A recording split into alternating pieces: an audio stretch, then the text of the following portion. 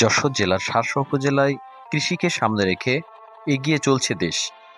২০২৫ সালের অর্থবছরের আওতায় শার্শা উপজেলা প্রশাসন ও কৃষি সম্প্রসারণ অধিদপ্তরের আয়োজনে অনুষ্ঠিত হয় জলবায়ু সহনশীল কৃষি প্রযুক্তি মেলা ২০২৫ এবং প্রণোদনা বিতরণ অনুষ্ঠান করা হয়। এতে শিক্ষার্থীদের মাঝে তালের চারা, কাঁঠালের চারা, ফুলের চারা এবং বিভিন্ন ধরনের বৃক্ষ বিতরণ করা হয়। অনুষ্ঠানে উপস্থিত ছিলেন উপজেলা নির্বাহী অফিসার সহ কৃষি কর্মকর্তাবৃন্দ।